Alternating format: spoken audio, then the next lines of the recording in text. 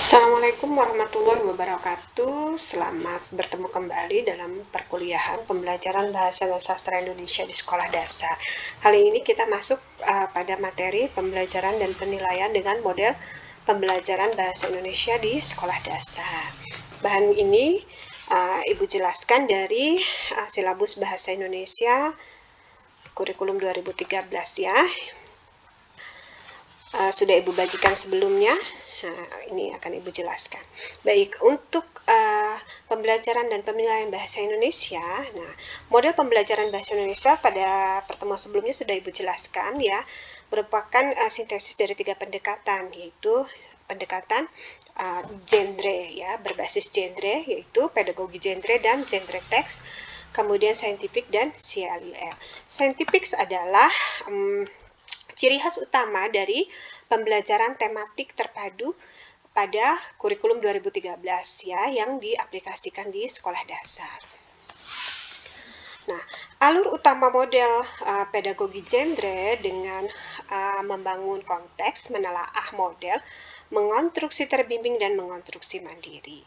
Nah, kegiatan mendapatkan pengetahuan ya pada KD3 itu dilakukan dengan menggunakan saintifik 5M, mengamati, mempertanyakan, mengumpulkan informasi, menalar dan mengomunikasikan.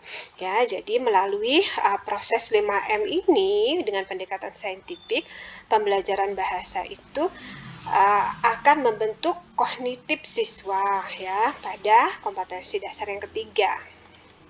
Nah, kita lanjutkan. Pengembangan keterampilan ya di kompetensi dasar 4 dilanjutkan dengan langkah mengonstruksi terbimbing dan mengonstruksi mandiri ya. Nah, masuk di pedagogi genre yang berpusat pada siswa. Pendekatan content language integrated learning ya merupakan ciri khas dari pembelajaran bahasa, termasuk juga pendekatan berbasis genre itu untuk model muatan materi pembelajarannya berbasis teks dengan tujuan sosial yang menggunakan 7 jenis teks untuk tujuan sosial. Tadi fungsi sosial sudah Ibu jelaskan pada pertemuan sebelumnya. Nah, dengan menggunakan pendekatan content language integrated learning, bagaimana proses penilaian pembelajaran itu digunakan untuk memperkaya pembelajaran, yaitu dengan menganut prinsip yang pertama, konten, isi materi pelajaran itu berbasis teks. Nah, yang dilaksanakan dengan model atau tugas yang bermuatan karakter untuk mengembangkan wawasan serta kepedulian sebagai warga negara dan sebagai warga dunia. Ini masih ingat tentang literasi humanis, bisa kita aplikasikan literasi humanis pada tahapan ini ya di CLIL. Nah, yang kedua, prinsip dari CLIL itu yang bisa diimplementasikan dalam proses pembelajaran dan penilaian pembelajaran, unsur kebahasaan atau komunikasi menjadi unsur penting untuk menyatakan berbagai tujuan berbahasa dalam kehidupan, yaitu menggunakan genre teks tadi.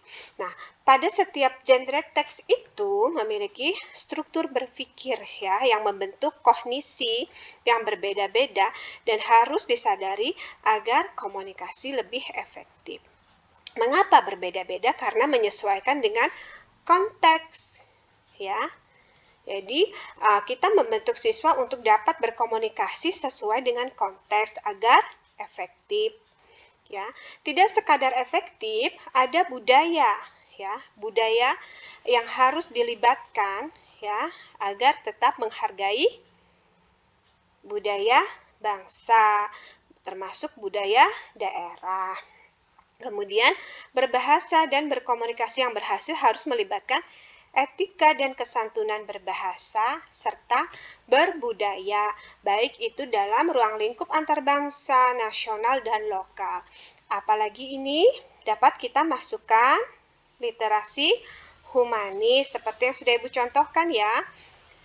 Pembelajaran bahasa Indonesia dapat digambarkan dalam model seperti berikut ini ya. Nanti diingat ini ya, bagaimana di pendekatan CLIL ini kita dapat mengaplikasikan pendidikan literasi humanis seperti yang sudah Ibu contohkan, yang Ibu bagikan tuh.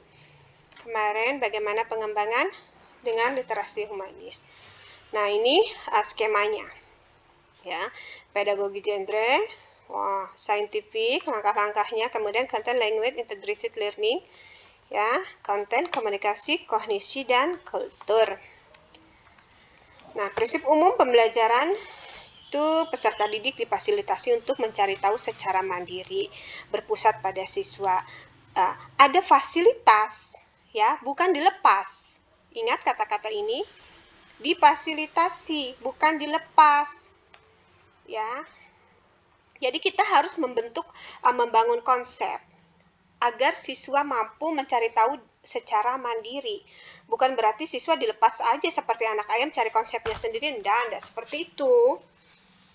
Ya, sama seperti logikanya, ini mie goreng, ini nasi goreng.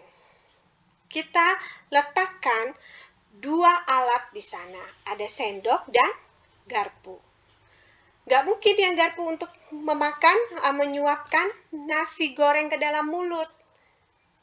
Ya, harusnya menggunakan sendok, alatnya berupa sendok. Sama seperti bagaimana cara kita memfasilitasi peserta didik.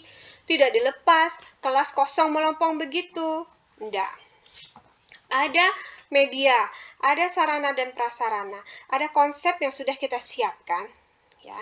Nah, siswa akan bergerak sendiri, akhirnya membuat konsep dan menyimpulkan. Oh, ketika makan nasi goreng harus menggunakan sendok. Mengapa menggunakan sendok? Ya, tidak sekadar hanya dengan menggunakan sendok, ada maknanya, ada manfaatnya. Manfaatnya agar nasinya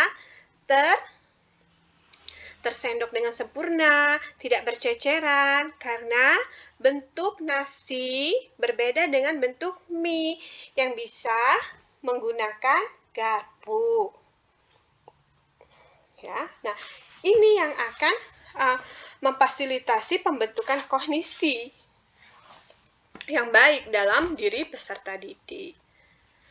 Peserta didik belajar dari berbagai sumber belajar. Kita menyiapkan sumber belajar itu, baik yang berbahan digital maupun yang konvensional, ya, bahan ajar cetak atau sumber-sumber lainnya. Bisa dari narasumber, peristiwa-peristiwa yang ada di lingkungan sekolah ataupun di lingkungan sekitarnya yang dia alami. Proses pembelajaran dapat menggunakan berbagai pendekatan untuk mencapai tujuan pembelajaran, menyesuaikan dengan karakteristik, kompetensi dasar, IPK, tujuan, dan materi. Pembelajaran berbasis kompetensi, pembelajaran terpadu, udah tahu bagaimana pembelajaran menekankan pada jawaban divergen yang memiliki kebenaran multidimensi.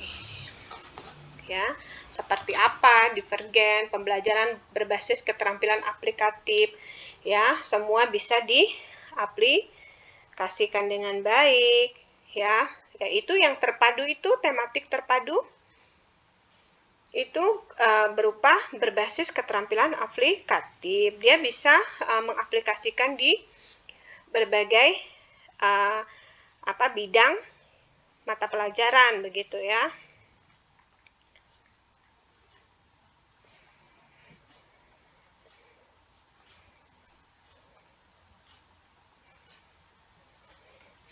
Nah, kemudian ya ini saling berkaitan yang 6 dan 7 ini, ya. Ketika dia pembelajaran itu membentuk divergen yang memiliki kebenaran multidimensi pada cara belajar siswa dan cara kita membelajarkan, itu dia akan berketerampilan yang aplikatif juga. Ya, jadi yang divergen itu tidak kaku begitu. Ya, tidak hanya pada satu pola tertentu, ya, bisa dari sudut pandang berbasis proyek, ya, ketika karakteristik siswanya cocok dengan berbasis proyek. Nah, tetapi dengan materi yang sama bisa dengan inquiry based learning, ketika memang karakteristik siswanya bisa dengan inquiry based learning.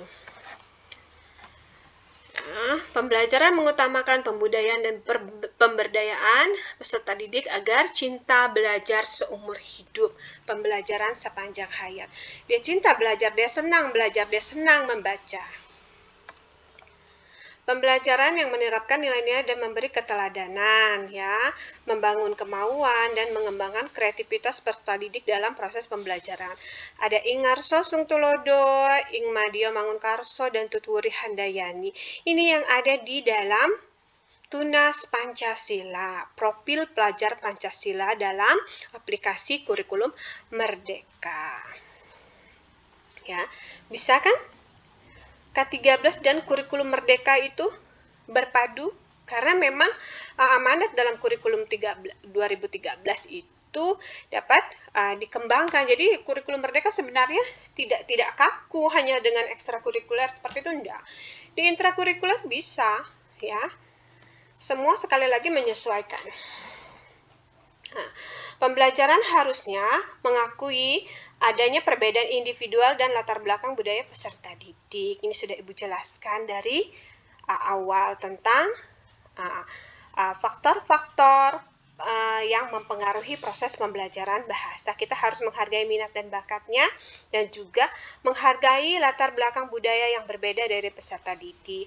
Dengan cara apa? Menjadikannya sebagai tema-tema pembelajaran.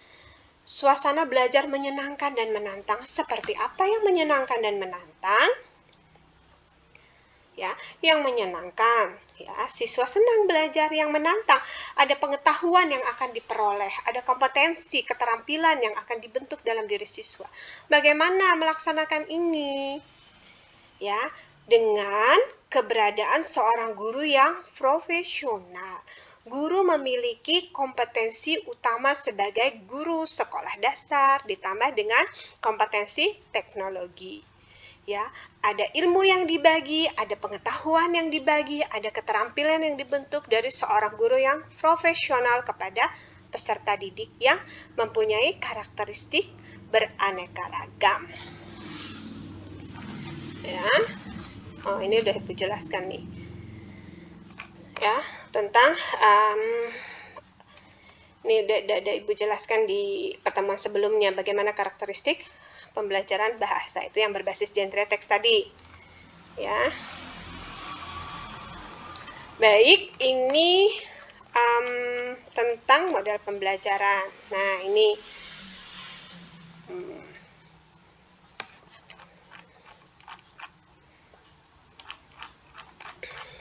silabusnya.